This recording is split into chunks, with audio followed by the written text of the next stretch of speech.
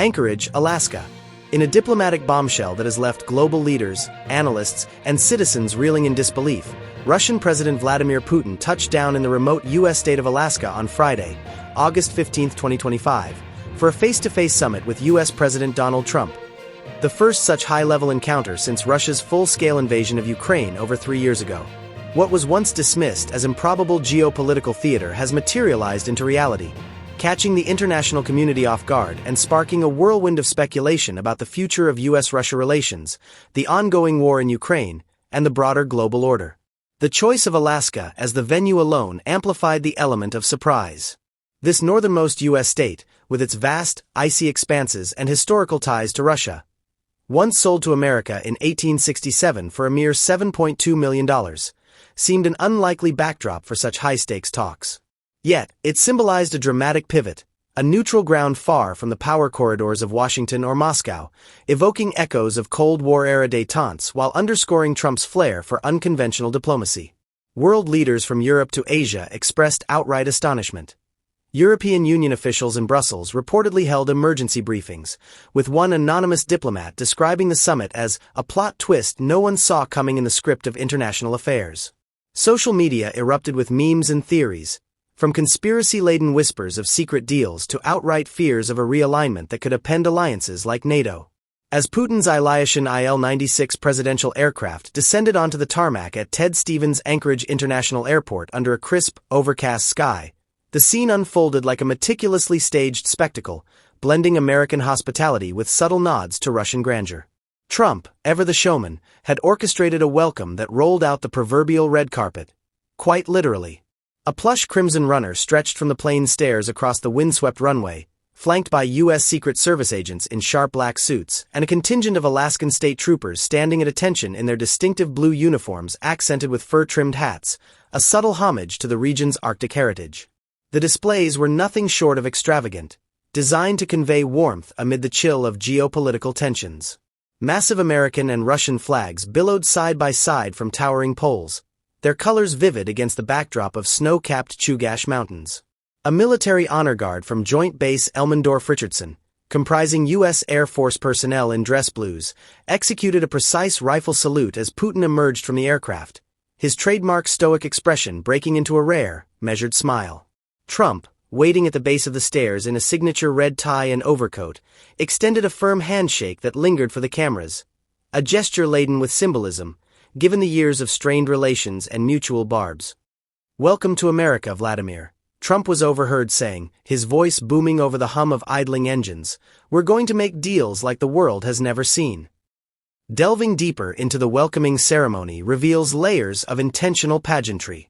Alaskan native performers from the local Yupik and Inupiat communities greeted the delegation with traditional drum circles and dances, their rhythmic beats echoing across the tarmac in a cultural fusion that highlighted Alaska's indigenous roots while bridging the divide between two superpowers. Displays of local flair abounded. Tables laden with fresh king crab, salmon, and reindeer sausage, a nod to shared northern cuisines, were set up in a heated pavilion nearby, where Putin sampled the fare with apparent approval, commenting through an interpreter on the robust flavors reminiscent of Siberian feasts. Overhead, a formation of F-22 Raptors from the U.S. Air Force streaked across the sky in a flyover, their afterburners roaring in a display of American might that was carefully calibrated not to intimidate but to impress. Security was omnipresent yet unobtrusive, with Russian FSO agents mingling seamlessly with their American counterparts, a rare sight that spoke volumes about the trust, or at least the temporary truce, underpinning the event. As the motorcade whisked the leaders to a secluded venue in Anchorage for their nearly 3-hour talks, the streets were lined with curious onlookers waving flags, some holding signs of support for peace in Ukraine, others protesting the very notion of dialogue with Moscow. The atmosphere crackled with tension and anticipation. Whispers among the press corps suggested that Trump had personally overseen every detail, from the floral arrangements featuring Alaskan forget-me-nots intertwined with Russian birch leaves to the playlist of neutral classical music playing softly in the background. AtlanticCouncil.org. As the two presidents settled into their discussions, focusing primarily on a potential ceasefire in Ukraine and broader economic ties, the world watched with bated breath. Putin's confirmation during the joint press conference that, if Trump Was President back? In 2022, there would be no war sent shockwaves through diplomatic circles, validating Trump's long-held claims and further fueling the narrative of this summit as a game-changer. Yet, beneath the pomp and circumstance, questions loomed large. What concessions might be on the table? How would this affect allies like Ukraine and the EU? The welcoming, with its red carpet pomp and cultural displays, set a tone of unexpected cordiality, but as the talks progressed, the air thickened with revelations about the core agenda driving this improbable gathering. At the heart of the discussions lay the festering wound of Russia's war in Ukraine, a conflict that has claimed hundreds of thousands of lives, displaced millions, and reshaped the geopolitical landscape since its eruption in February 2022. Trump, positioning himself as the ultimate dealmaker, entered the talks with a bold vision for a swift ceasefire, one that he had touted during his campaign as achievable in 24 hours through sheer force of personality and economic leverage. Putin, meanwhile, arrived with a steely resolve to secure territorial gains, framing any resolution as a validation of Russia's special military operation, and demanding concessions that would redraw Europe's map in Moscow's favor.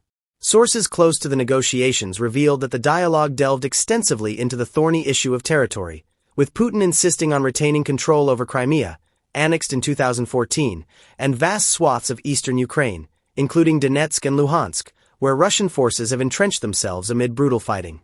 Trump, drawing from his real estate roots, reportedly floated creative land swaps or demilitarized zones as potential compromises.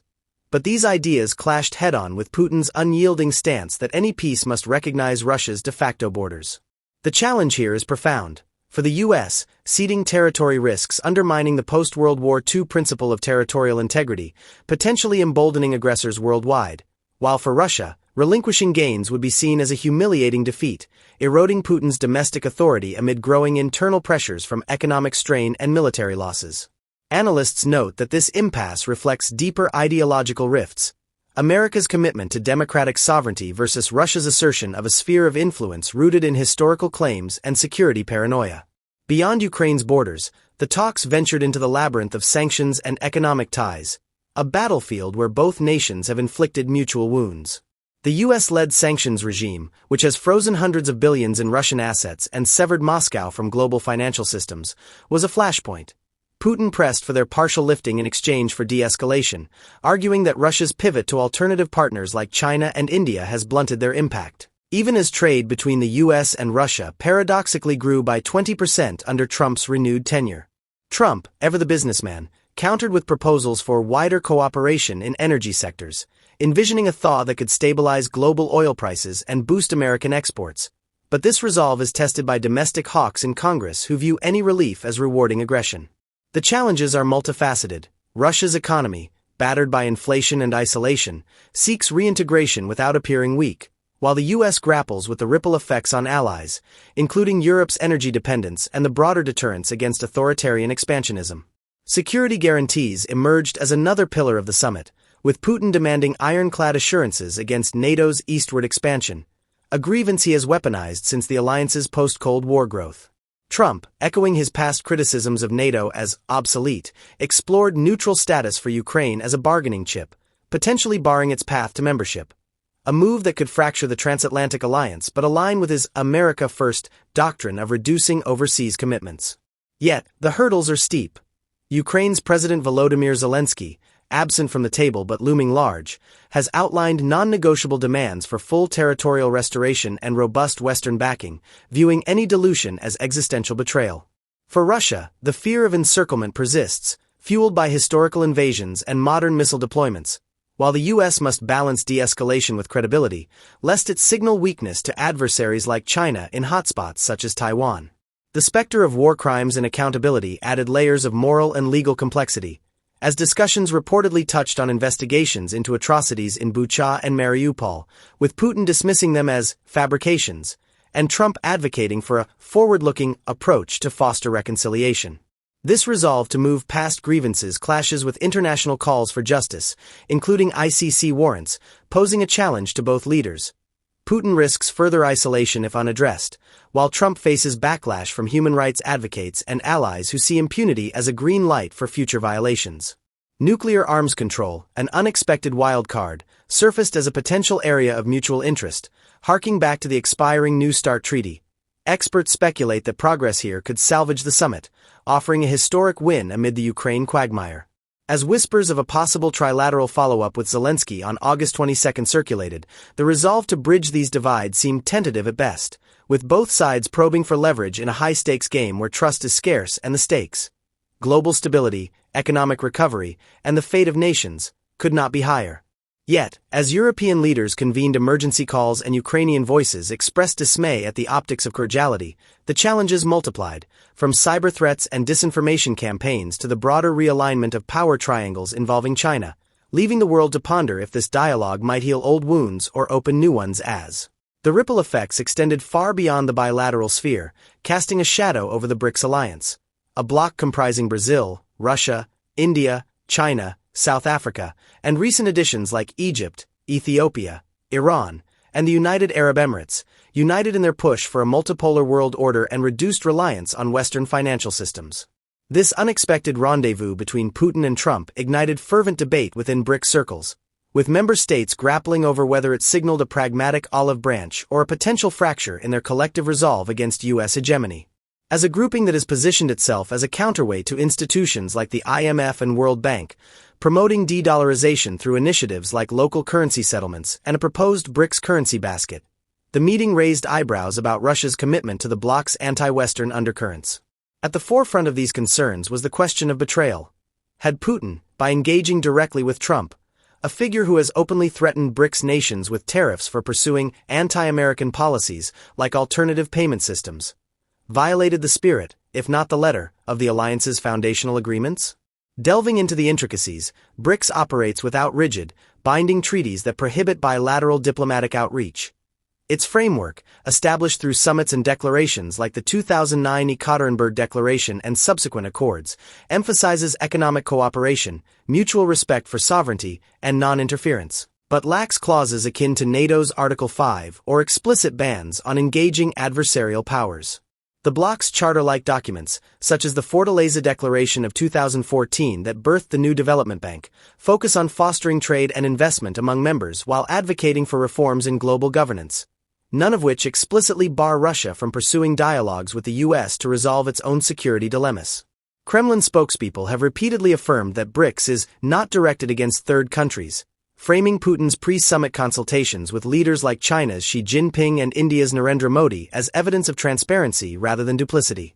Yet, skeptics within the alliance point to the implicit ethos of solidarity against Western sanctions and unilateralism, arguing that any thaw with Washington could dilute BRICS' bargaining power, especially amid Trump's executive orders imposing 25% tariffs on BRICS imports starting August 1, 2025, as retaliation for de-dollarization efforts.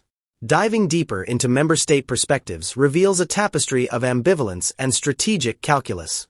China, Russia's closest BRICS partner and a key architect of the bloc's expansion, views the meeting with guarded suspicion. Beijing state media has highlighted Putin's outreach to Xi beforehand as a sign of coordination, but analysts whisper of underlying fears that a U.S.-Russia détente could pivot American focus toward containing China's rise in the Indo-Pacific, potentially fracturing the Sino-Russian no-limits partnership forged in 2022. India, balancing its deep defense ties with Russia, source of over 60% of its military hardware, against its quadrilateral security dialogue with the U.S., sees opportunity in the dialogue. Modi, who hosted Putin in July 2025 amid BRICS tariff condemnations, might interpret it as a pathway to mediated peace in Ukraine, easing global energy disruptions that have strained New Delhi's economy. Brazil and South Africa, as founding members advocating for global South interests, express cautious optimism publicly, evident in their Rio summit declaration slamming Trump's tariffs while refraining from naming the U.S., but privately worry that Russian concessions on Ukraine could embolden Western pressure on BRICS' autonomous financial mechanisms, like the contingent reserve arrangement. Newer entrants add layers of complexity. Iran, heavily sanctioned and anti-U.S., might perceive Putin's engagement as a dilution of revolutionary zeal, especially after BRICS' condemnation of attacks on Tehran. The UAE, with its oil-fueled ties to Washington, could quietly welcome de-escalation to stabilize markets. Ethiopia and Egypt, focused on development aid via the new development bank, fear that internal rifts could stall infrastructure projects, underscoring BRICS' inherent tensions between economic pragmatism and ideological unity. This mosaic of reactions amplifies the anxiety permeating global capitals, where the air hums with uncertainty about BRICS' trajectory. Financial markets in Shanghai and Mumbai dipped amid speculation that a U.S.-Russia deal might accelerate de-dollarization's rollback, while diplomatic cables buzzed with concerns over the bloc's cohesion, already tested by internal divisions on issues like Ukraine, where India and Brazil abstained from UN condemnations of Russia. Putin's move, some argue, embodies the bloc's multipolar ethos. Sovereign nations pursuing independent foreign policies without vetoing each other's engagements. Yet, the dread lingers that Trump's America First overtures could lure Russia into bilateral deals, sidelining BRICS' collective leverage and exposing fissures in its anti-hegemonic facade. As emergency virtual huddles among BRICS foreign ministers unfolded in the summit's wake, the world held its breath, questioning if this Alaskan handshake might fortify or fracture the emerging order. In the end, as the leaders departed under Alaska's fading twilight, the summit stood as a testament to diplomacy's unpredictable alchemy, offering glimmers of resolution amid enduring enigmas, with the fate of nations hanging in the balance. Only time will reveal whether this bold gambit ushers in a new era of cooperation or sows the seeds of deeper discord.